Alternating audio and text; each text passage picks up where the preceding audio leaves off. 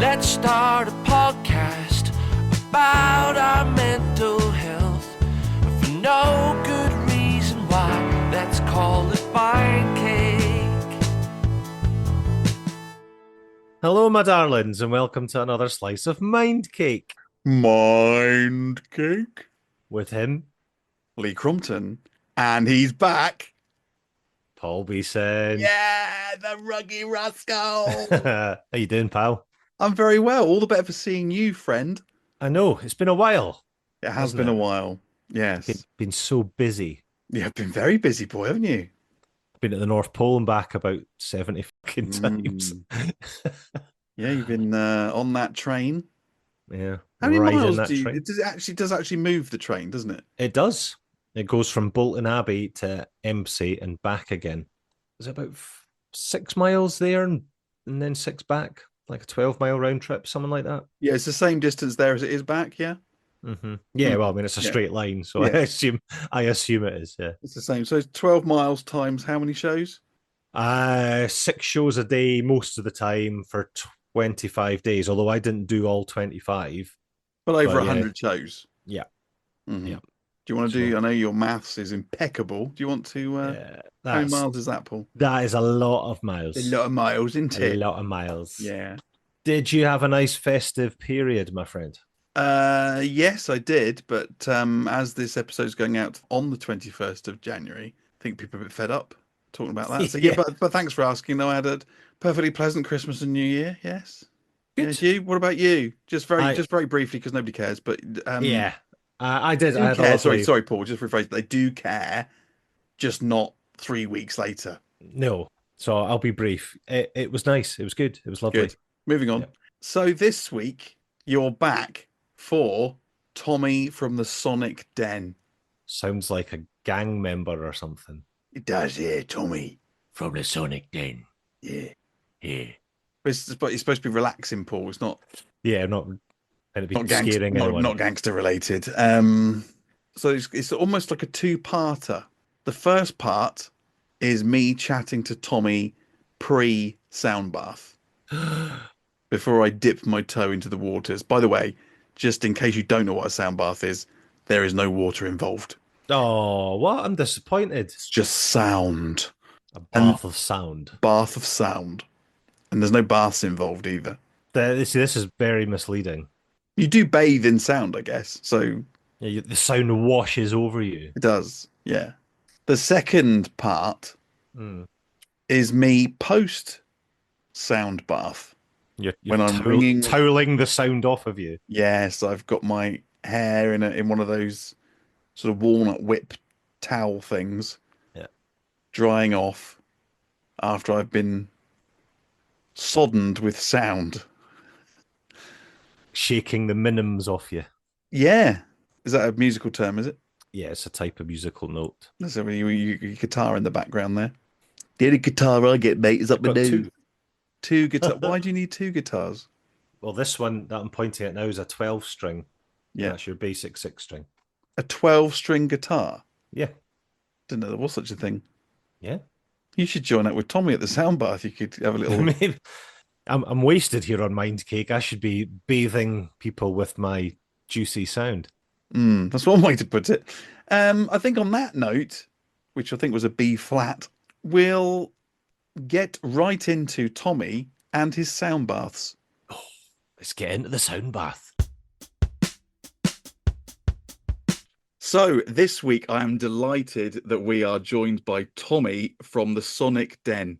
How are you, Tommy? I'm very well. I'm very Good. well, thank you. I'm Good, running about an 8 or a 9 today on 8 or the 9, Mojo okay. level. Good, good. That's good. I like that. Yeah. Thank you for giving up your what day are we? Wednesday, aren't we? Wednesday evening for a chat. I saw that you were doing sound baths in Cologne up the road from us, Yes. and I've not been to one before, so I got in touch. I don't really know what I'm letting myself. It's Sunday, isn't it? I think. Yes. I've no idea what I'm letting myself in for. So for me and those people who don't know what a sound bath is and what you do, could you explain a bit more about that, please? Okay.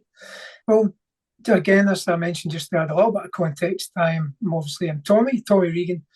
I'm a husband, father, school music teacher, and founder of, as you mentioned, the Sonic Den, which I've been holding various meditative sound events sort of all over, basically. So if anyone's never been to a sound bath before, as it's also referred to sometimes, it's basically a whole body listening experience that uses the sounds, vibrations, and frequencies from many time-honoured instruments, such as gongs, Himalayan singing bowls, crystal singing bowls, shruti box, handpan, shamanic drumming, Native American flutes, chimes, tambura, monochord, voice, and many others, to invite the mind and body into a deeper state of consciousness and relaxation.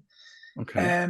It's basically an opportunity to rest, to rebalance in a meditative sound state, a chance to offer yourself some time out, some self-love, to unplug, to unfurl, to reconnect, all this glorious stuff. So ultimately, it's in a Sonic Den experience, and Sonic Den sound bath session, we're harnessing and eliciting the power of deep restorative rest through a meditative sound experience. Well, for someone who can't relax at all, I'm very much looking forward to seeing what happens. I would say my wife isn't very, take this as it's intended. My wife is not very woo-woo. And I would say that sound baths to me sound a bit woo-woo. However, she has done one before, and she said it was the most amazing thing she's done. Where she said at one point she felt like she was rolling down a hill. And I'm like, what are you talking about? And she said, I just kind of relaxed. And then I was saying, I was getting different vibes when you were like when the person was walking around the venue. And she says, I wasn't walking around the venue. I was in one place. So she's all over it. She said, yeah, you should go. I think you'd really benefit from it. So I cannot wait to come and see you on Sunday. And so how long does the sound bath, how long does that go on for? The sessions are last an hour. The dynamics obviously can change, but essentially the sessions I run try to use a sort of a trauma sensitive approach, empowerment based language, to ensure a safe and comfortable container for everybody that attends. So we begin with a gentle grounding, breath work, and tension setting that leads us into to the multi-instrument aspect, to the multi-instrument flow, which is it's about encouraging attendees into this state of deep rest and restorative balance. Ultimately we're trying to slow the mind from an active state into a dreamlike state, trying to engage the parasympathetic nervous system, which is very much not woo-woo, and it's partly why, for me, that it ticks a lot of boxes, if you want to put it that way. Because I'm not a massively woo-woo type person. I like things to have some grounding, to have validation, and things like the parasympathetic nervous system being kicked into clutch as such is something that we know now most definitely happens through meditative sound. So, it's quite nice from my standpoint to be able to, if necessary, to direct people to a lot of research that's out there and ever increasingly so as well, that are validating all these things that, to be quite honest, people have known for a long, long time, be it instinctively or intuitively. With the advent of modern science, well, I would argue we're arguably catching up, if you like, in some levels. Yeah, well, I suppose that brings me on to what have you found are the common misconceptions of sound baths?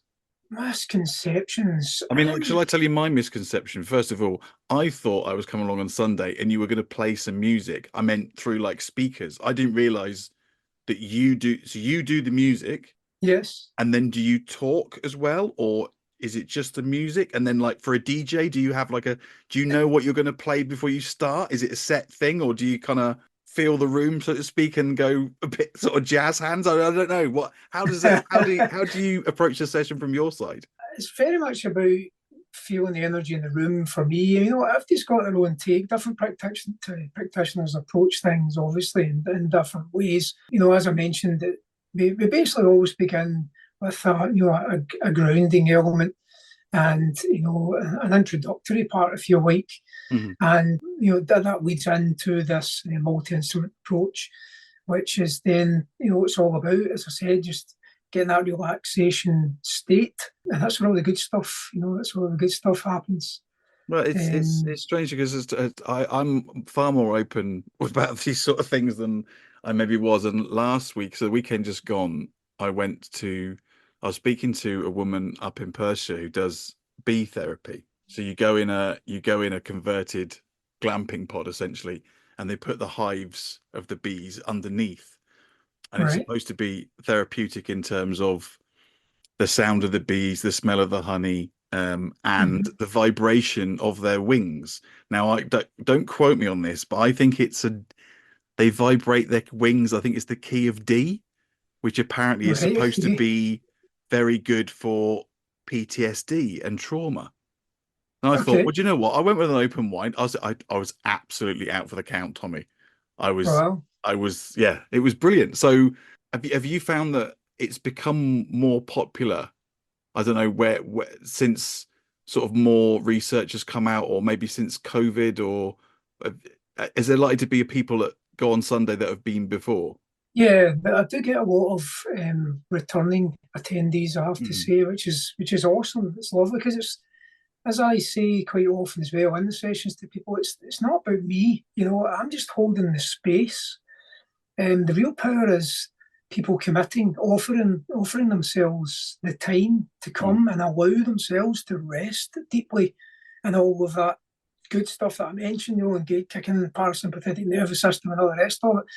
You know, it has been proven now that we know that it can help with anxiety, with depression, with stress. We know that it can lower cortisol levels. You know, it can increase serotonin. Can help even with pain management to a degree. We also know that it can stimulate the release of endorphins. It's also fantastic for people who have sleeping issues. It can help to reset the circadian rhythms and promotes the release of melatonin. So these are, you know, kind of non-woo-woo scientific-based things, which are really, really nice to be able to feed back to people and to also to hear back from people, especially that have allowed themselves to continue the journey, because it's like everything else, it's a practice, you know. Again, an example I kind of tend to default to, but, you know, I don't think very many people would go to one yoga class and then expect to be some, you know, enlightened yogi guru type person. It's an ongoing process, and it's the same for meditative sound. You have got people, I mean, I've been doing events now for just under 2 years, and I've got some people who have been coming to my sessions for essentially that full length of time, and their experience from the beginning basically and until this moment in time is so vastly different from that starting point. You know, they're so much deeper into their journey, they're so much deeper into the benefits that they receive. And again, it's also kind of sort of cheesy in a sense, but I love to hear people's feedback, because I genuinely feel almost kind of removed from it, as I said, because it's not like, oh, you had a great performance that day, everybody must have loved that. It's not about me. I'm just holding the space, the power, and again, the cheesy terms, but the power really is within the individual permitting themselves, allowing themselves, honouring themselves this time to rest so deeply in that restorative, rebalancing state. Do you find that many people fall asleep? I mean, I say I fell asleep in the bees. Do you find many people fall asleep in the... It's not uncommon. It's not uncommon, but do you know what? It's if someone does fall asleep, and again, sometimes somebody will snore or what have you, that doesn't matter. That's just what your body needed. At that particular moment in time, that's just what you needed. Simple as that. Yeah. I mean, ideally, you don't want it. You know, you don't ideally want to fall asleep. You want to be just in that. You know, you want to, basically, we're talking about, we're slowing the brain waves down, and, you know, we're just trying to really get the body into into a sympathetic resonance with with the sounds, with the vibrations, with the frequencies, allowing them to influence the body's natural vibrations, helping to restore balance, to promote healing on a physical and emotional and mental level. So, the practice relies on the principle that like frequencies that resonate with and enhance each other. Allows the body to return to its natural state of harmony. So how did you, obviously a music teacher you say, but how did you decide 2 years ago or whenever it was you started that, do you know what? How did you get interested in it, and what is there anything that set you on that path? Yeah, well, I mean, I'm 52, and without giving an entire in-depth life story, music's always been, it's been a kind of a linchpin, if you like, in my life since I was a young lad. I started playing guitar when I was about 11, I think. And I played in some orchestras and stuff like that, and sort of, believe it or not, took a bit of a rock and roll direction. Okay. In my sort of mid to late 20s. It's again a kind of long story, but I signed a record contract with a band that was in at the time, and we did a fair bit of touring and recording and all the kind of stereotypical rock and roll type stuff. I just kind of at a point where I needed to disengage. I needed to break from that for various reasons. And I had thankfully already done a degree previous to the whole kind of music industry thing, which allowed me to do a postgrad in teaching. So I did a postgrad in teaching, and then essentially the job that I'm in at the moment came up, which I've been doing for 18 years now, which is taking me through, obviously, at this point in terms of school music involvement. And my personal practice there, I think, is probably kicked in about 7 or 8 years ago, mainly from a mindfulness and meditation practice initially. That was the sort of start of the journey, or certainly the interest in that direction. And again, trying to condense this as short as possible. I had a friend who basically bought a thing called a tongue drum, and I was very intrigued with this tongue drum. And so I ended up buying myself one. And again, to cut a long story short, it took me down that rabbit hole in terms of meditative sound, therapeutic sound. Started to buy some other instruments. And then I got to a point where I kind of felt I needed to sort of validate some of the things that I felt I was learning. So I did some training. And that then allowed me also to incorporate some therapeutic sound with my schools, which I also do, which is awesome. Okay. I'm very fortunate I can include that in my remit. So yeah, that kind of took me pretty much to a couple of years ago, and I just decided, you know what, I feel so much benefit from this. I'm going to throw out a couple of events. What's the worst that can happen? Nobody comes, And it so happens the last 2 years has just been solid. It's been, give or take, pretty much every session I've run is more or less sold out, which is just amazing. I think I actually looked at some figures the other day. I think it's been just over 2,500 attendees to the sound bath events I've put on in the last just under 2 years, which is just phenomenal. I know when I contacted you, I don't know how long ago was that, a couple of weeks ago, maybe longer, you said, well, you better hurry up because there's only a couple of places left. So obviously, I mean, how many people are you expecting on Sunday? Well, the Killearn sessions are usually relatively small. As you probably know, I was previously over the road in the old mill. Okay. I ran some sessions in their wee yurt, which was awesome because it's a different vibe. It's really, really cool. And then when the summer months, air inverted commas, we used the stretch tent outside. So those sessions basically ranged anywhere. They were quite small, anywhere from like 12 to about 18. And then over the road in the village hall, that holds this one's like 17. So that's pretty much what the garden room certainly. That's what that holds. But that's the smaller events. That's that smaller numbers wise. Most of the other sessions I'm running in, like Dumbarton and Giffnock, Paisley, and so forth. They're just underneath the kind of 30 mark, generally speaking. Okay. I kind of limit them. I don't like to go any more than that numbers wise, because you start to dilute the experience for people. You start to have with a bigger space and more people, then realistically, you're starting to be looking at a PA and things like that. And for me, that's not what it's all about. I'm not just trying to have this, massive space and having to make things up and have a PA and I don't want it diluted. Mm-hmm. I guess do you have to consider the venue? I suppose it's, acoustically, there's something Massively.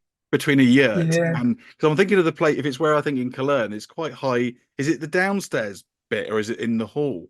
Because the hall's like got really high ceilings. I mean, like you say, That's a nice space. No, it's in the downstairs part. It's called the garden room. Right. Okay. But like you say, there must be different acoustics for. Do you have to take that into account, or how does that work? I mean, yeah, if you've got a space that's got a nice ethereal type reverb, it's nice and soft inside acoustically, then it definitely lends itself to just the general sonic experience. But it's not, it's not the end of the world if a room happens to be a little bit more on the, on the dead side, if you like, in terms of, the acoustics. But to be honest, most spaces, I don't think I've really been in anywhere that I've thought, this is just, it's just far too, dead acoustically. It's always fine. There's always enough natural reverb in pretty much any space to hold a meditative sound event. And just something I don't know whether we mentioned this earlier, but so as well as playing the instruments, which, like you said, you start off with maybe some breathing exercise or whatever. Do you talk through that as well then at the same time as you're playing the instruments? Yeah, well, as I said, I tend to make sure that partly consciously and partly from a just going with the flow type of vibe, that every session that is essentially different. But there's some dynamics I know that work between transitions between instruments. There's some dynamics I know that work in terms of just the general flow of the session. But the sort of overall format, if you like, is that there's a beginning section where, as I said, there's a little bit of guided mindfulness, a little bit of breath work, a little bit of intention setting, leads into the instrumentation element, where mostly I don't talk through that. I do have some pieces, if you like, that I have tied in a little bit, again, guided mindfulness, guided meditation through the particular instruments. Yeah. But I tend to not do that because I'm also conscious of, if I try to put myself in other people's, in position as well with others. So for me, I tend to not necessarily really want somebody talking through the whole thing. So that's where I tend to come from, just getting us in, getting us settled, getting us grounded, providing a little bit of context and allowing the sounds and the vibrations and frequencies to do the work. You know? Absolutely. So, no, I know when I've listened on, like, going back to what you were saying about, people who've gone on the sound bath journey with you. I was one of those people who went, I've tried meditation. I've sat there a couple of times. I've tried meditation, and I just, I can't think of nothing. And people have gone, well, yeah, but did you have one driving lesson and then decide that you could drive a car? Well, no. Well, it's the same thing with, a bit like you're saying, you can't just expect to turn up to a sound bath. You can't just expect to turn up to a meditation session and decide there and then, this isn't for me. Like you say, it's anything like this. It's practice and it's getting into the... It's quite interesting. It's interesting you say that, actually. I've had quite a few people now, actually, certainly over the course of the events in the last, as I say, a couple of years, that have came from a fairly strong and regular mindfulness meditation practice, but had never necessarily been to a meditative sound experience. And what they were sort of reporting back was the immediacy of how they're drawn in to the experience. And they found that there was a much less resistance against what was going on. There was much less of the monkey mind, going on, that they just felt that for some reason, maybe it was in part because you're coming along to a group environment, you're committing to come to that session. Maybe that's part of it as well. But there's definitely something that really draws you in, that brings you into that immediacy of what's happening in that moment through the sounds and the vibrations and the frequencies and the instruments that are obviously being played. There's something that really just pulls you in an instant almost. And that's what other people are telling me, it's not just me, it's not me just sort of saying that. And as I say, these are people that have a pretty strong meditation and mindfulness background. So it's really quite interesting how it can provide that. Mm-hmm. No, I cannot wait to come along on Sunday for no other reason than I get an hour away from the kids where I can just lie and get some me time. But I know, like I say, I find it very difficult to switch off, and I think the vibrations and the sound would be a good experience. So yeah, I can't wait. Do you find that certain instruments, presumably different frequencies, have particular roles? I mean, would you start with a particular instrument and then move on to something else, or? The instruments I use are predominantly working within 432 hertz, which most people that are involved in meditative sound, therapeutic sound, tend to use. It's not necessarily so, but this kind of controversy, as such, in relation to the whole 432 hertz against the more modern 440 hertz tuning that we now, that orchestras and so forth, tune their instruments to. There's, without trying to go down that rabbit hole, because, as I say, it's quite controversial, really. But I think there is a softness, at the very least. There's a softness to the 432 hertz instruments. I think it's a frequency. It's a little bit more in harmony with with the natural vibrations of the universe and of us as human beings. I think it does help to sort of promote relaxation and a sense of a well-being a little bit more than 440 hertz. Some others would very much be advocating 432 against 440, but I don't really want to get down that rabbit hole. Okay. No, I just find it fascinating because you say that the universe is made up of these vibrations and frequencies and whatever, and we, like you say, we are part of that. Absolutely, it must have an effect on our bodies and our well-being and our mind. I think there's so much that we don't understand about the human body and the human mind that, yeah. Well, to coin a couple of cheesy quotes that have always been thrown around in terms of sound, but as Einstein famously said, everything in life is vibration, quantum mechanics. I'm not a doctor of quantum mechanics, but quantum mechanics shows us that everything in the universe, including us as human beings, is made up of tiny particles that are constantly moving and vibrating. And because we're made of these vibrating particles, the sounds and frequencies around us can influence how we feel, both physically and emotionally. We're beings of energy, ultimately. And frequencies aside, music is very powerful anyway. I mean, like you say, if you watch a film and you have a sad scene, and then you have a film with a sad scene with the music of a particular tone or whatever over it, it can completely change that scene. So, like you say, music anyway has that power. 100%. I mean, sound impacts us on an elemental level. In fact, research shows us that sounds consist of vibrations that can affect us on a cellular level, impacting brain, nerve, muscle, and organ function. For instance, the sounds of nails, screeching on a chalkboard sets our teeth on edge and raises the hair on the back of our necks, whereas a loud crash, can startle us, causing us to jump in fear. However, the sound of the ocean soothes us, or a melodious chime can, put us in a good mood, or a song that kind of transports us back to a particularly rosy time.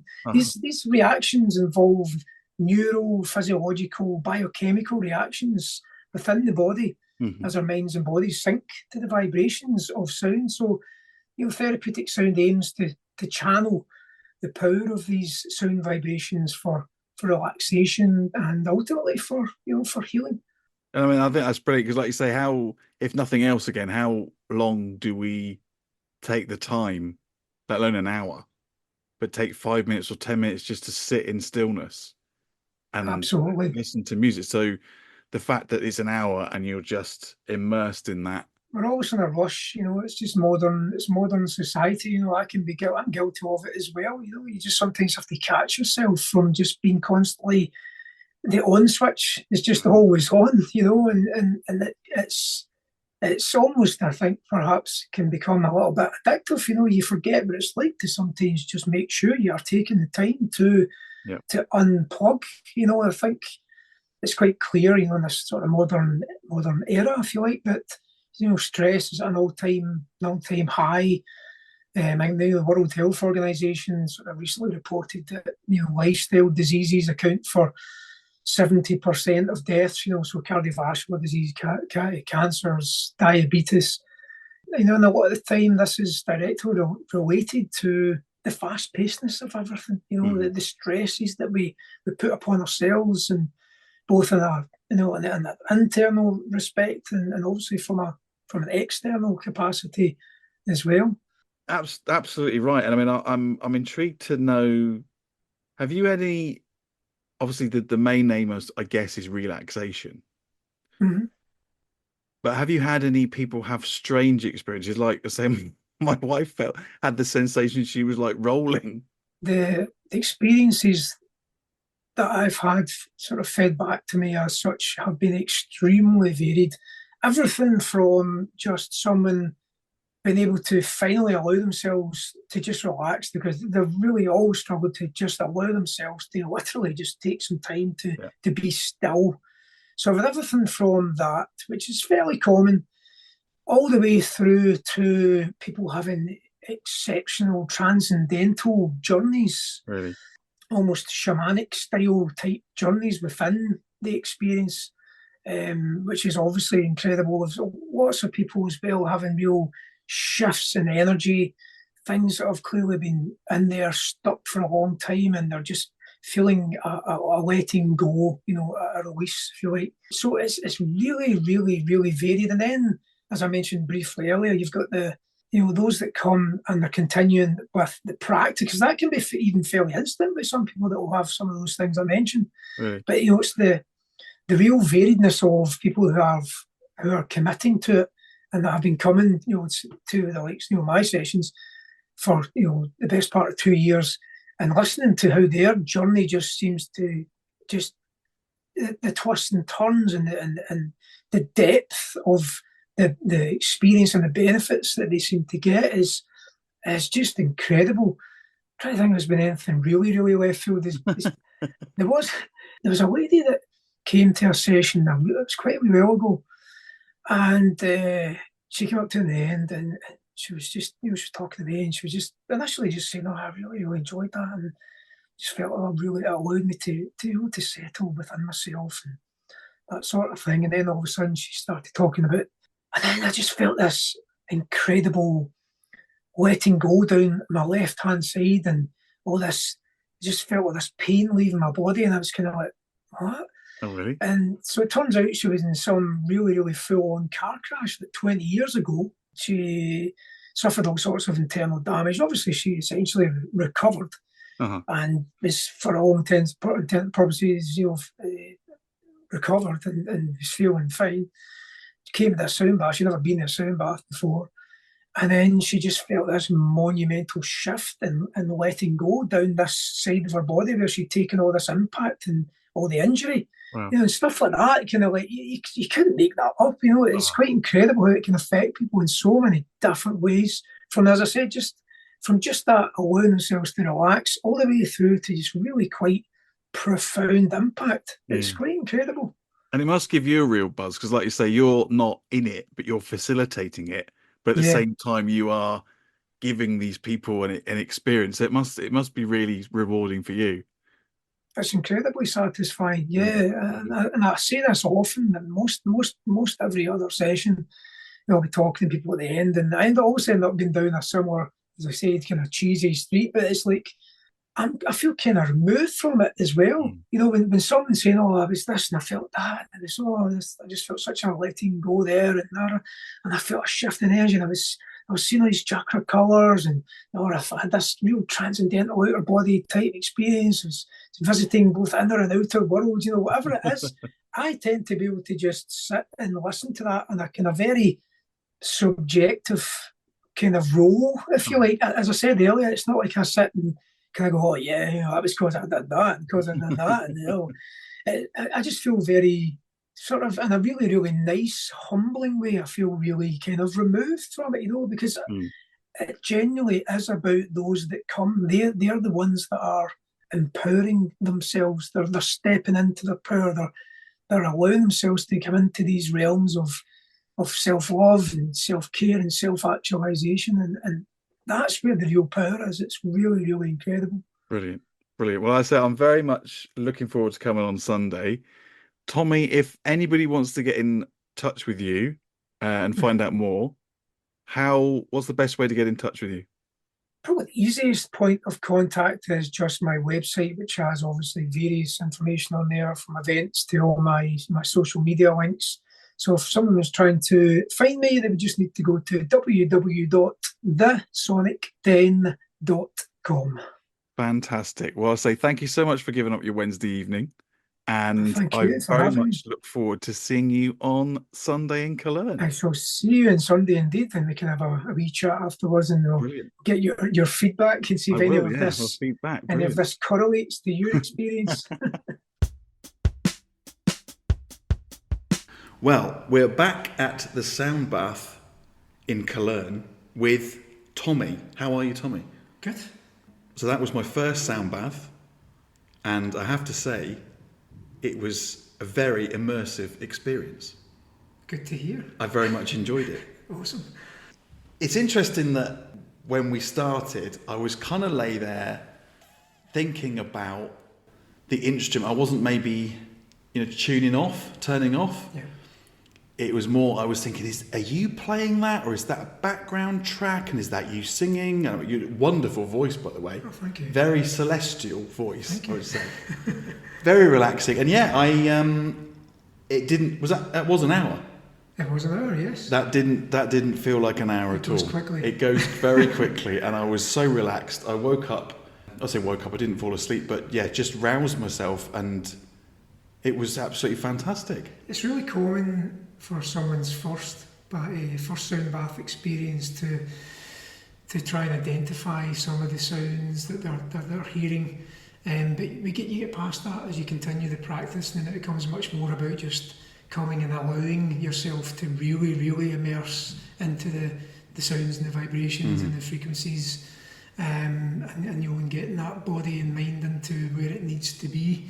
So it's very common for that first one to just be kind of taken with what's going on sound-wise in the room. No, it'd be interesting. I'm definitely going to sign up for another one. Oh, awesome.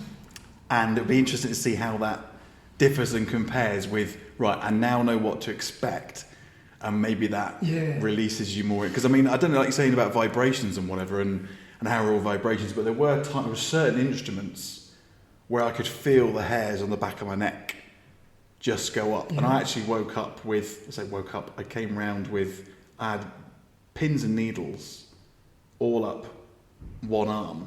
I felt very kind of tingly. Right. I wouldn't say warm. I know to bring a throw and a pillow next time. There's lots of people. I didn't know when I walked in whether I'd hijacked a camping trip. There's people turning up with duvets and pillows, and now I get it. Yeah. Now I get it. So next time I will come thoroughly prepared. But yeah, do you find that, obviously, how do you choose a mixture of, I'm looking at your instruments now, a mixture of instruments for different sounds and different soundscapes, I guess. Do you want to run us through some of your... Yeah, as you can see, there's quite a lot going on instrument-wise. I use a very wide range of idiophone and overtone emitting sacred instruments, and for my sessions it's really all about trying to ensure there's a real dynamic flow going on.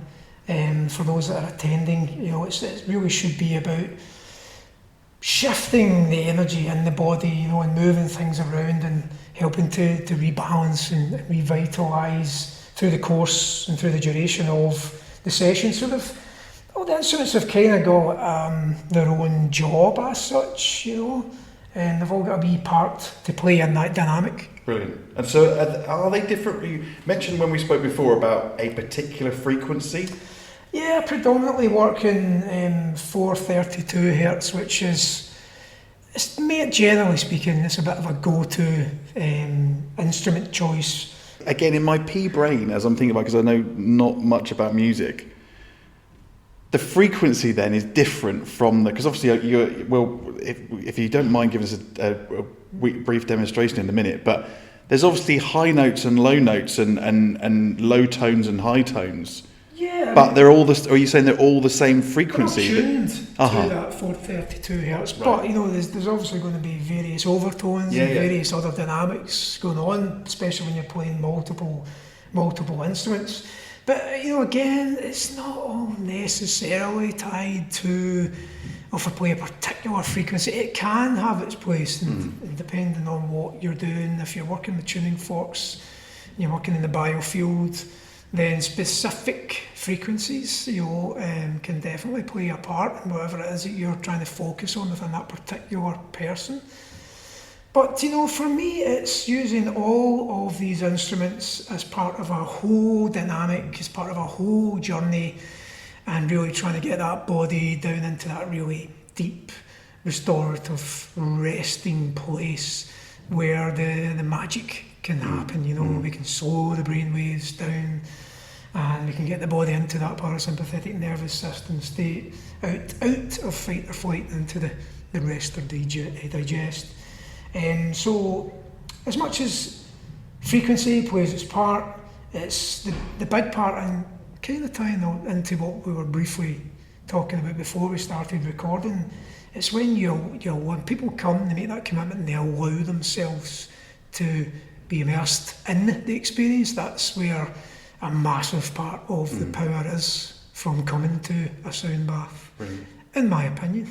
Absolutely. Well, I would confirm that was having come along and not really know. And like I say, it wasn't until I spoke to you before, I just thought it was someone who played like a track. I didn't realise it was like live music. So I have learned a lot about sound baths, and having come, I'm so pleased I came because, that was just brilliant. And if you wouldn't mind giving us a brief demo of the instruments, that would be fantastic. Okay, right. Well, we'll start with this. This is a wind gong, and they are traditionally essentially made of various metals, including copper, bronze, zinc, tin. Sometimes there's silver and gold in there. It just really sort of depends, and they give a really nice primordial sound. And I tend to use the gong at the very beginning or very near the beginning, and sometimes at the end. It can be quite a nice way of just really starting to stir some energy in the body. So I'll give you a listen to this.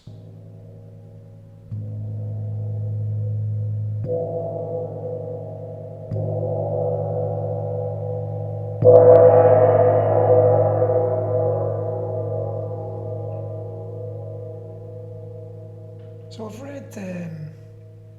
read some people making comparisons to, supposedly, I've not actually listened to this myself, but there are supposedly some quite interesting comparisons with sounds of primordial sort of real depth and harmonics with a gong to some NASA recordings in space, which I thought was really quite fascinating. And also some sounds that we hear in the womb can also sort of correlate to the sound of the gongs. That's quite interesting. Well, when you say about sounds in the womb, or maybe it's because I lived most of my life down in Dorset, but there was the one where you did with the water in the background, and then I'm guessing is it the ocean drum? Yeah, everybody loves the ocean. I love the ocean drum. Yeah, it's really nice. It does very much transport you to being on a beach. So obviously those listening can't necessarily see it, but if you just imagine an enclosed frame drum type shape, and with this particular manufacturer, basically what creates the sort of wave sound is some little steel kind of ball bearings, if you like, inside it, and with them cascading over the skin underneath, we get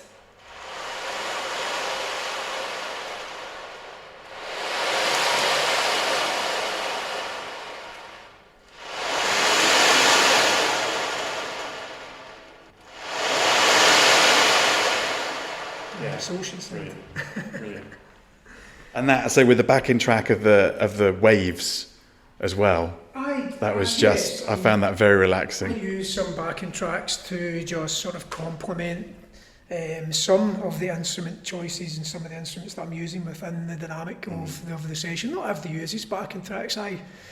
I personally find that it does add quite a nice little additional dimension. It's quite a nice transition between instruments.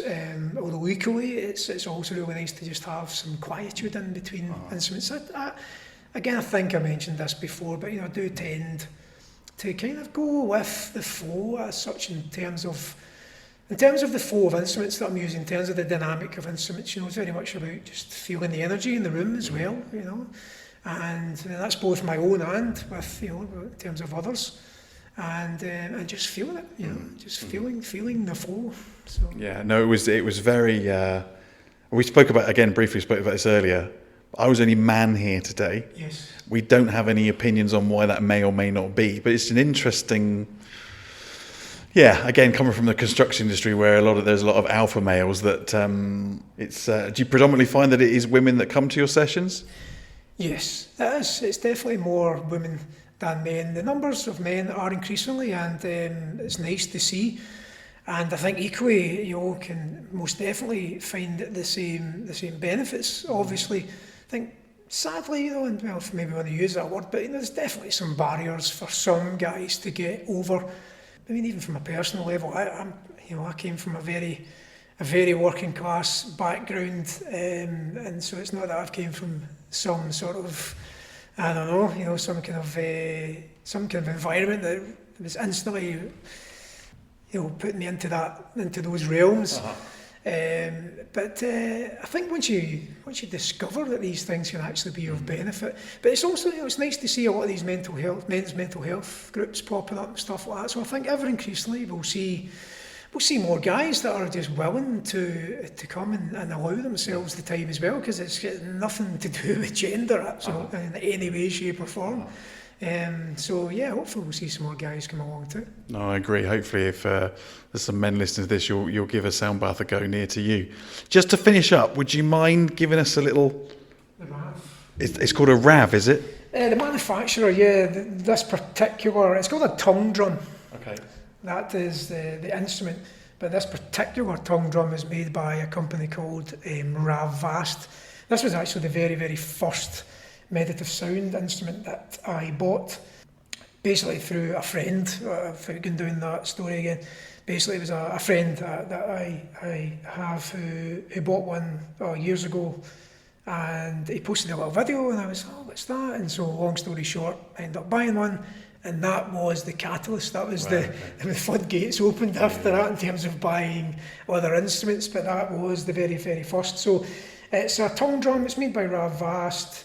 And it's the design essentially stems from sort of ancient African tongue drums. So they were also basically, they would have a tree trunk, and they would hollow out, and then they would cut sort of grooves in it, and they would use them in ceremonies and rituals and so forth for millennia. So this is obviously a very modern take on, similar with most of these instruments, modern takes essentially on instruments that have been used for hundreds, if not thousands of years in different cultures, different civilizations, different settings, all the way from Africa to ancient Egyptians. Used a lot of bowls in ceremony as well. Used a lot of alabaster bowls, and obviously probably the oldest instrument form for humans certainly was some kind of drum, some kind of frame drum. So yeah, all of these have been used for thousands of years essentially. Even shruti box, which we have here, is derived from an ancient Indian instrument. It's basically a drone wind. It's basically a drone wind instrument. Oh, is that what? At the beginning. Was that? Yeah, I was going to say, was that near the beginning? I was like, how on earth? And I didn't want to open my eyes, but how on earth is that noise? Give us a shot on that.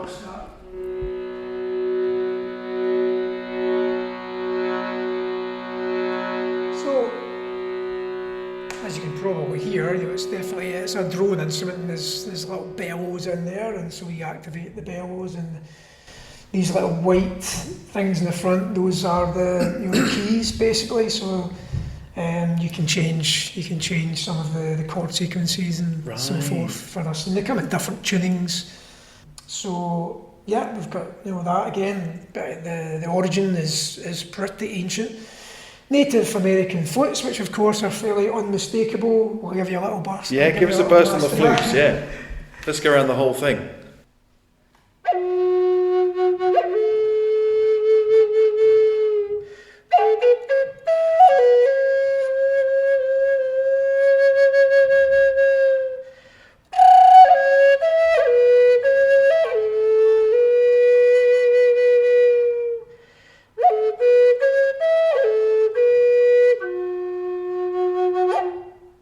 So that one, we've got a little drone, twin pipe, Native American flute as well. So this one, if I remember right, I'm sure this is an F sharp. So you've got a double chamber. So you get you'll get an F sharp predominantly coming down one tube, and obviously with the finger you can create melody with others. So that gives you.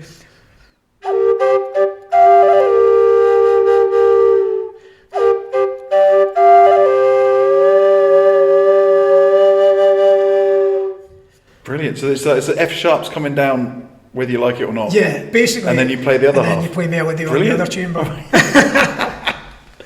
So that's a double chamber. You get triple chambers. I've seen. Do you? Quadruple chamber. Yeah, you get various tunings, different manufacturers.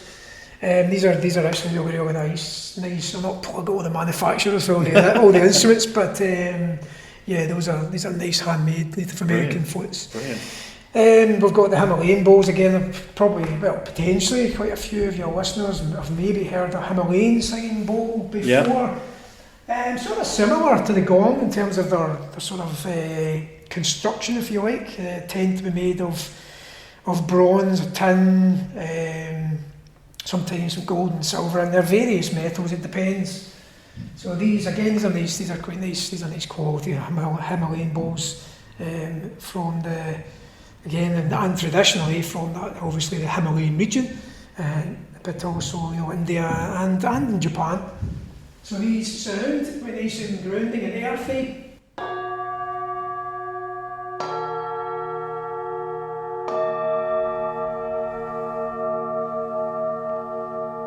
So I just use some mallets to activate those bows, but you can also make them sing with little felt and wooden wands. And then these bowls, these are different bowls. These are crystal bowls. These are 99.9% quartz crystal. Are they? Yeah, these are quartz crystal. These are kind of an interesting story actually. These are not, or it would seem certainly the general consensus is that these were actually discovered as a byproduct in the microchip making process. I believe it was somewhere in the 80s, or it could have been slightly more recent than that.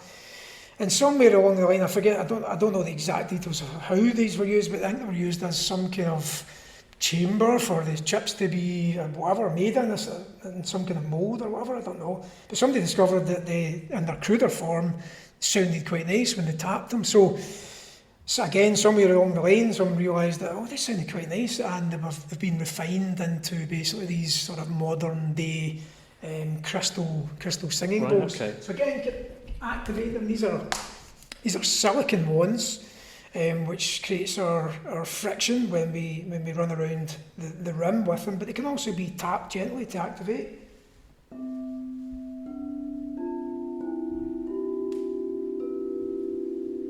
And so these can really help to dig into the different energy centres in the body and into the chakras, and again can really start to focus and shift energy around, rebalance within those particular centres. So we can tap to activate, and as I mentioned, because they're silicon and it gives us that element of friction, which then vibrates the bowl, then that's where we get the resonance. So I can tap to gently activate. I don't need to tap to activate. We can just start running around to activate. In fact, I'll do that this time just so that you hear the difference. So we're just running the silicon wand around the rim. It vibrates. to resonate.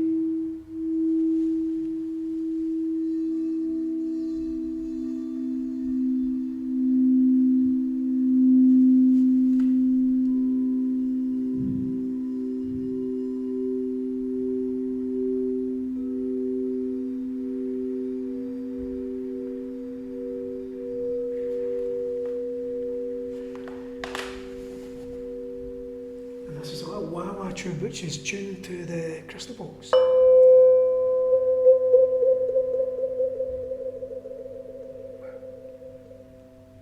See, I don't know whether that's coming through at all, but even that, I was making the hairs go off on the back of my neck.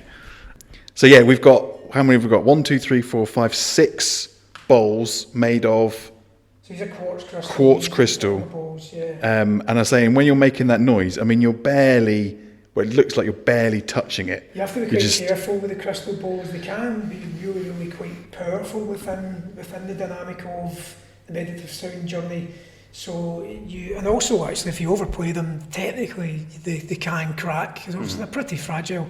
But more than that, it's about you really ideally want to just kind of sit back on crystal balls a little bit because they can get quite loud, but they can also be just a little bit too much for some people on a sort of energy level. So yeah, I'm always quite conscious of just making sure that I am sitting back with them in terms of volume. But yeah, it doesn't take an awful lot of friction with the silicon mallet to activate them. Can I ask a practical question? How on earth do you keep those in the transport them in the car? They nest within each other. Yeah, so these balls, they all nest in each other, and I've got the protective cases for everything. I was going to give you a hand of stuff out to the car, but you know what? I'm not going to bother, just in case something. No, yeah, I most definitely have a sequence of order for this. I've had to. You've developed that over a period of time. Oh, 100%. Yeah, I've had to. So there's the frame drum. I mentioned that. I have these, I guess, we've all heard a drum before, but these, again, I would presume, probably the oldest instrument known to mankind. Has been some kind of drum. I'm sure that was probably the first instrument that we ever created. Again, would have been used in ceremony and ritual and all the rest of it to bring community together for tribes and etc. I don't think there's anything else. I'll never let you hear the little. Well, there's the tempura. I'll bring the mic over. This is a little drone instrument. I've never actually used this today, so it might be slightly out of tune. So it's a bit like this particular one. It's a bit like a monochord, but this actually has a tuning. So there are some different notes going on as opposed to the monochord. It's just a sequence of it's all the same notes. Every string is just playing the same notes. So this is a tambura. So you get.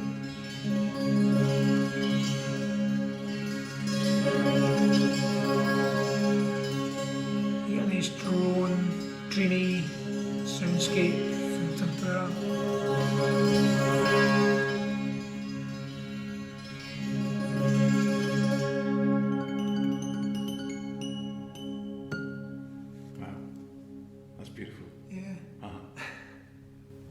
So again, it's really nice for that whole sort of entrainment, slowing the brainwaves down, get us deeply immersed.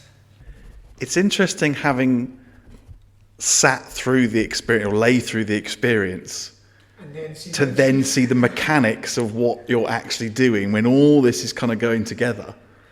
And you go, oh, that was that noise. So yeah, it's quite good to get a behind the scenes. And then next to that, a little flow chimes. It's a little bar chime, so it gives us again just a nice sort of ethereal type sound.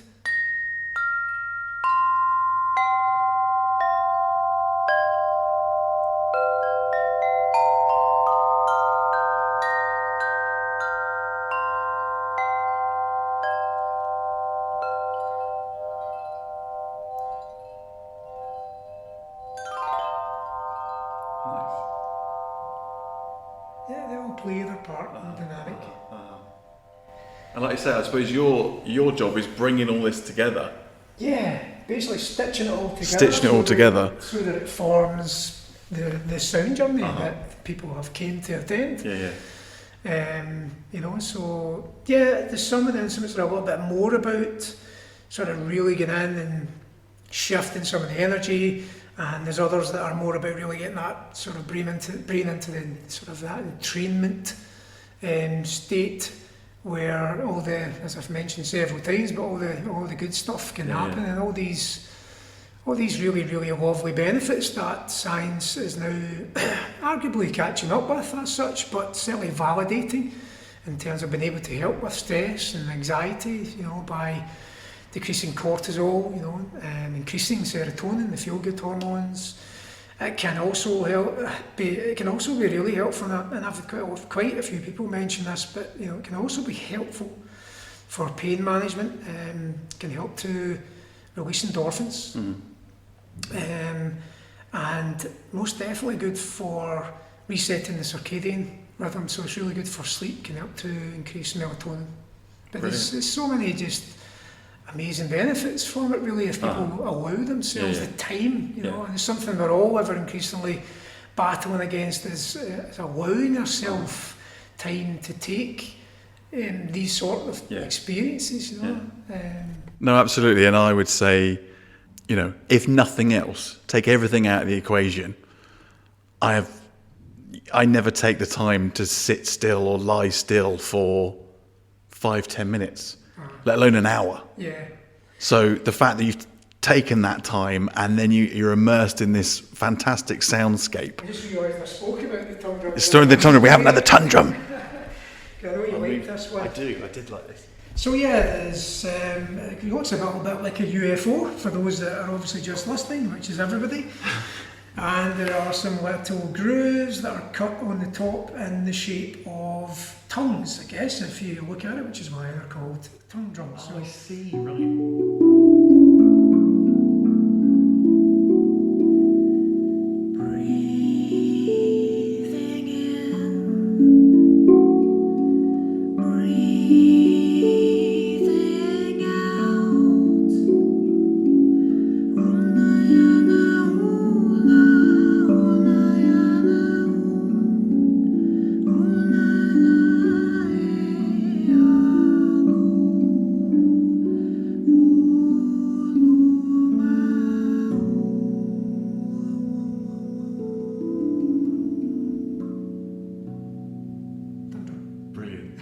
Now, I'm going to say this. Please take this the right way. But when I was lying there with my eyes closed and I could hear the tongue drum in your head and the singing, I was like, there is no way that voice is coming out of you. The two didn't compute. And it was only because I'd seen a clip of you on, I think it was Facebook, and I've gone, actually, I think it is him. So to actually see you do it live, in inverted commas, with my eyes open, I've gone, that is some voice you've got. I've got a really wide, again, without going down another rabbit hole, but, I'm a school music teacher, and certainly at the beginning, my remit's changed a little bit over the years, but initially I was employed as a singing teacher. Oh, were you? Yeah, and previous to that, in terms of my time in the music industry, all that went with that. Again, I sang, and I was. So were you the lead singer of? No, I wasn't actually the lead singer. Right, No, okay. No, it was the lead singer over here. He was phenomenal as well. What a voice! Yeah, he was totally different vibe for me.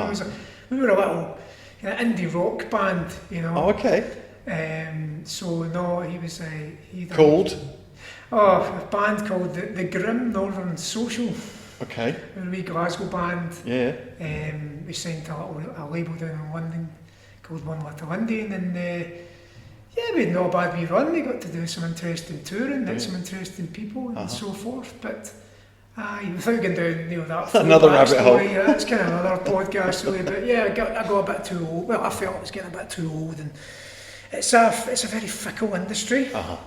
And so, I could just see things changing, and I need to potentially be transitioning on to something else. So I made the leap into teaching, basically. So I did my postgrad in primary teaching, and then this job came up that I'm in currently, and that was 18 years ago. So I've been doing the music teaching job I'm doing at the moment. It's been 18 years. Brilliant. Wow, just realised that. So yeah, and then obviously things have, it's kind of moved on as such. The meditative sound side of things came around for me probably about 6 or 7 years ago from obviously a personal practice, and then I've only been doing events for a couple of years. Okay. Yeah, I just decided to throw a couple of events out, see what's happening, because I felt as if there was so much benefit from it. And it so happens I've been just insane. You're just selling out and selling out, aren't you? I've seen online. It's amazing, but as I say, I'm sure I would have said this before because I say it all the time, but it's so true. It's not about me, and it's so important for people to realise that as well. It's not about me in terms of a performance. This isn't a performance. All of the power is people allowing themselves to come and get into those really deep, restorative, restful places. So it's the empowering aspect are those that come and allow themselves to be empowered. Yeah. I'm holding the space. That's my job. Tommy, thank you so much. I've really enjoyed today, and like you say, for someone who can't relax, I was out of it for an hour. I found it so relaxing. Amazing. I will definitely be signing up to come again. Let me shake your hand, sir. Thank you so much. Brilliant. Thank I think you that was so longer than the actual podcast we did. That's thank not you. including the hour and a half before before we actually started. Yeah. Brilliant. Thank you, Tommy, so much. Thank you so much. Take for care. having me on. Brilliant. Thanks for that. So that was Tommy from the Sonic Den. What did you think of that, Paul Beeson? It's fascinating. Well, and it's something that I said to you earlier that I've touched upon in other sort of, I think I went down a YouTube rabbit hole one night and was watching something about this frequency that's meant to be the frequency where everything calms you down. But there's this sort of discrepancy. People argue about what that frequency actually is. So yeah, I must admit, we're nowhere closer to sort of figuring out which one it is. I have to admit that I too went down a YouTube rabbit hole and was watching videos. Now forgive me if I'm wrong. Is it 432 and 440 hertz? Something like that. Yeah. They were playing tunes or tones. Would you call it? I don't know. It's not a tune. It's not a Oh, scat. scat. There's a music genre for the kids who listen. So it wasn't a tune. It was a tone, I guess. A frequency. A frequency. That would be it. Yeah. Mm-hmm. And I have to say, I actually preferred the one that Tommy, as a relaxing sound, I actually preferred the other, which I think was the 440, not the 432. But I guess it's all semantics, isn't it? Is semantics even the right word in this context? I don't know. Probably not. Sounds good though, doesn't it? It does. It does sound really good. Yeah, thanks. But I mean, again, it might be one of those things, and it's something that we kind of end up saying a lot on this podcast. Don't. Boring. You're going to say it again, aren't you? What works for you? If 432 works for you, mate. That's what I was going to say. Not quite as fucking sarcastically as you just said it, but yeah, that's the road I was going down. If you're feeling naughty, listen to 440. If you don't know what to do, it's 432. Yeah, do you know what I mean? But I mean, it's trial and error, isn't it? And again, the whole sound bath thing might not be your bag at all. But you've got to try these things out, haven't you? How did you feel afterwards? Because you did it. So let's from the horse's mouth. I done it. I did. Mm-hmm. And it was very, very relaxing indeed. Yeah. Again, for someone who can't sit still for 5 minutes, to the fact that I was lay there for an hour. I think I mentioned in the clip that I was there's obviously regulars that go. So I turned up with like a yoga mat, and that was about it, I think. There's people turning up with pillows, duvets, eye masks. Oh, I thought it was a camping expedition I'd stumbled in. People making cocoa. People, yeah, stoves with people sort of frying bacon. There wasn't. People tripping over guy ropes. Getting Duke of Edinburgh flashbacks here. Duke of Edinburgh awards. Yeah. No, but people were obviously getting very comfy and very cozy. Yeah, I felt very relaxed afterwards. And I guess, I know we mentioned it being woo-woo or not woo-woo, but I guess it's one of those things where I just get frustrated because I don't understand enough about it. In that, I think, again, I've gone down these YouTube rabbit holes where if you twang, it's a technical term, Paul, if you twang a tuning fork and like put it in sand or water, they'll make certain patterns. Yeah, and I suppose a different note or a different frequency will make different patterns as well, won't it? It's Why? like, why? Mm. Because the sound wave's moving at a different speed and a different So there's sound level. waves that we can't see.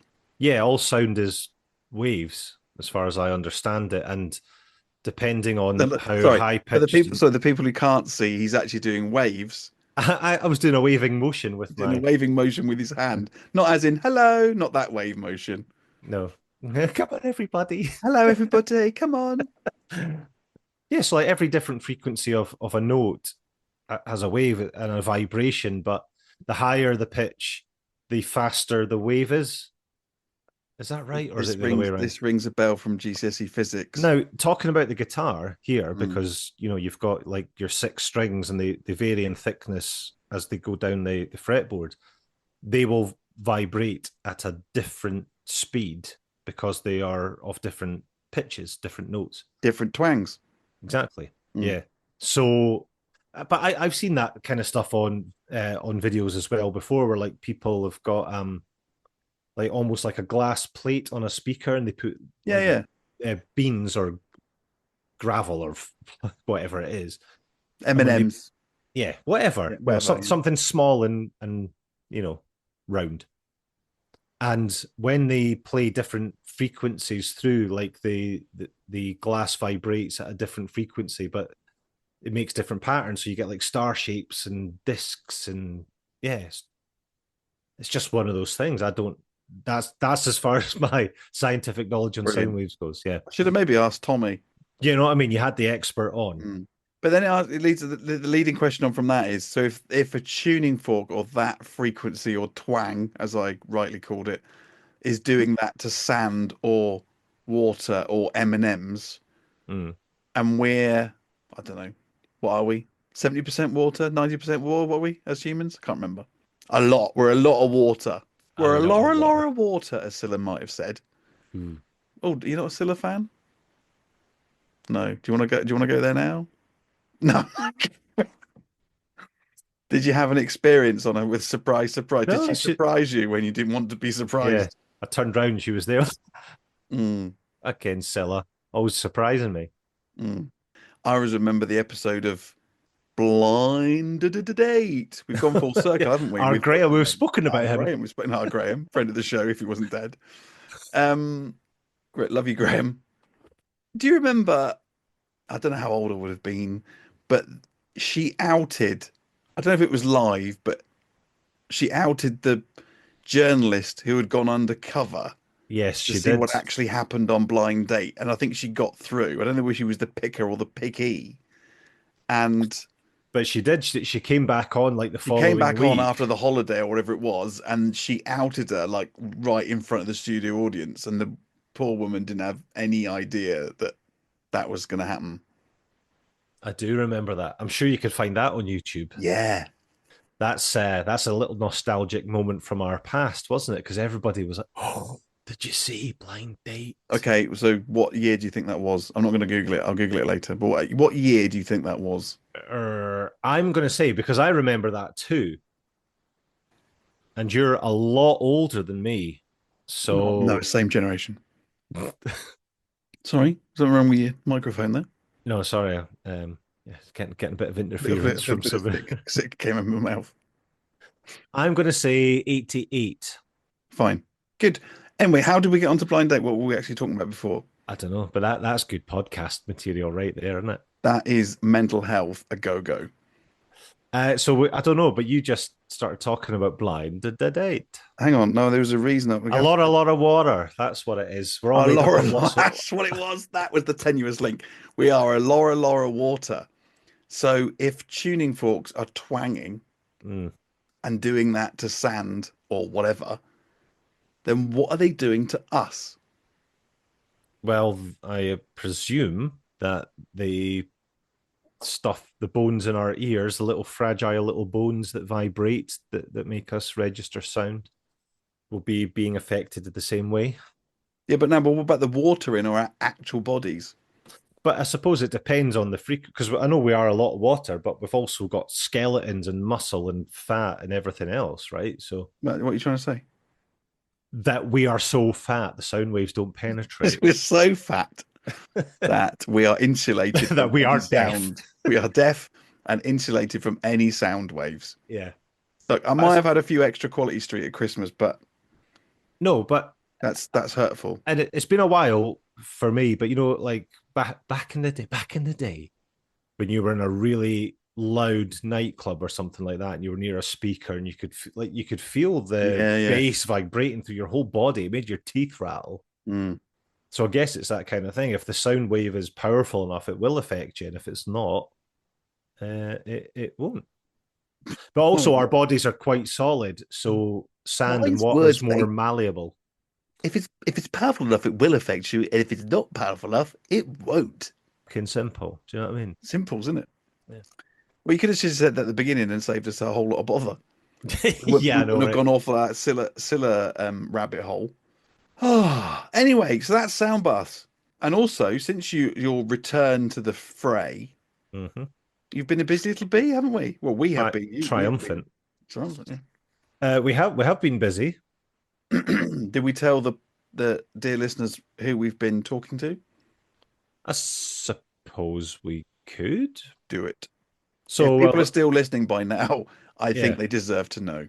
So over the last week, we have spoken to Daniel Bauer, who is a magician, He is. and a magician that Lee met at a corporate work event. So some of you people listening out there will have probably seen this kind of thing before, where you're at an event or maybe a wedding or something like that, where a magician comes around the table and does some sort of close-up magic, card tricks, things like that, and works the room. So Lee met Daniel at a conference, I want to say in London, was it? Yeah, it was the London Construction Awards. That's it. That's the one. It was on the tip of my tongue. And needless to say, Lee and Daniel hit it off, and Daniel was on the podcast through the week. A couple of days after that, we spoke to Ian Wallace. Ian Wallace, that's right, who is a dream psychologist. He is a dream psychologist, yes. Which was also fascinating. Was. So that's two guests that will be approaching your lug holes in the near future. Now, Lee, we are catching up on Saturday. Me and Lee are meeting in person for the first time since I can't even remember when I last. Since 1962. Yeah, we're meeting up in person in Glasgow to do a little bit of forward planning. Have a few beers. Paint the West End red. Why are you looking shamefully down at your crotch? What's going on? No. It's just that you've messaged me a couple of times. I've gone, yeah, totally up for it, mate. Totally up for it. Definitely come in. Mm. And then I mentioned it to Gemma this evening, and she said, you do realise it's Erin's 5th birthday on Saturday. Sorry, it's not her birthday on Saturday. It's her birthday party. Her actual's birthday is Friday, and her party is the Saturday. So as far as I can see, there are 3 options. 1, I go to Erin's birthday party and we don't meet up. Okay. 2, I meet you in the evening after Erin's birthday party. Or 3, I'm sure I could get you a +1 if you wanted to come to Erin's birthday party. I don't know how much alcohol there'll be, though. You could get merry on orange squash. I'm going to say option 1 because that's the most difficult one for you. 2's fine. 2's absolutely fine. 2. All right, well, let's do option 2. Okay. Saturday night in Glasgow. I've never been out. I presume we would do it in the afternoon, but that is... Or we do it Saturday morning and I'll just go to Erin's party trolleyed. Well, that's it. Meet at 11 o'clock. It would actually make the party much more bearable, I think. Yeah. Where is the party? Is it in the house, or have you hired? It's at the village hall. I won't say which village hall because we'll be inundated with fans, obviously. Yeah, Chris and Malky and Chris, Malky. Alan will probably fly back from Australia just to. Should you give Charlotte a mention as well? Oh yeah, Charlotte. Charlotte Wallace in no way related, as far as I know, to Ian Wallace. Yeah, and cousin Carrie. Cousin Carrie, Ovs. She's gonna love the Dream episode. Cousin Carrie, she loves all that stuff, as you well know, as your best friends. She is my best friend. Yeah. Yeah, So. scumbags. Yeah. All right, so we are still meeting on Saturday, but just a bit late. We are still meeting on Saturday. I've just got to be a little bit careful because I took Isabel swimming on. This has been a great week for parenting already. I took Isabel swimming on Saturday, and missed her first tumble turn because I was chatting to someone about the podcast. Oops. So, following that on Saturday, I was never going to miss Erin's birthday party anyway. It's just the fact that I hadn't clocked in my head that it was Erin's birthday party. Bad daddy. What time is the party, Bad Daddy? I think it's 2 till 4. Hence, I'm free after that. Cool. That's and if fine. anybody else wants to join us, yeah, I'll tell you what. If anyone else, no, seriously, if anybody wants to meet me and Lee for a pint in Glasgow on Saturday, the 25th. fifth. I know that because Erin's birthday's the 24th. There you go. That's how we remember all our important dates. Yeah. It's always the day after. Yeah, my kids' birthdays. So if anybody is in Glasgow and wants to meet me and Lee for a pint on the 25th, get yourself to Glasgow City Centre. We'll be propping up the bar in a hostelry of some kind.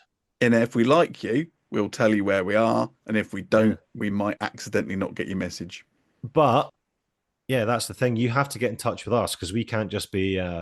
We can't tell you our whereabouts. No.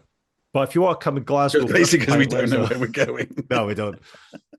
It'll be somewhere central. I'm assuming fairly near the stations. Yeah. Anyway, listen, we've had a number of weeks now. Yeah. Where there has been zero housekeeping because I haven't wanted to do it after the shit show that was Gail. I didn't want to take her mantle from her as the worst housekeeping of all time. So I have not bothered. So people obviously have been left bereft. We've had complaints. How do I get in touch with the show? And I'm like, well, you know how to get in touch with the show because you've got in touch with the show to complain about the fact that you don't know how to get in touch with the show. Our listeners are idiots. But do come and meet us on Saturday if you fancy a pint. yeah, you know, chubs. All right, let's do some housekeeping. Oh, pieces housekeeping. Oh, how very lovely. If you would like to get in touch with the show, you can email us at sliceofmindcake@gmail.com. You can find us on Instagram and YouTube at Mindcake Podcast. And I have just started my own little personal Instagram offshoot. You have? Which is Paul Beeson _Mindcake Pod. Because I'm trying to keep my personal Instagram and my professional Instagram a little bit separate, you see. Mm-hmm. So there's another one for you to follow. If you haven't followed me already, and I know some of you have, although Instagram locked my account because it thought it was a bot because I was trying to follow too many people in one day with my new account. Right. And also, I noticed you're friends with Cousin Carrie on Facebook now. On Facebook, yeah. Mm-hmm. That's how friends stay in touch, Lee, in the modern world. Friends that you've never met.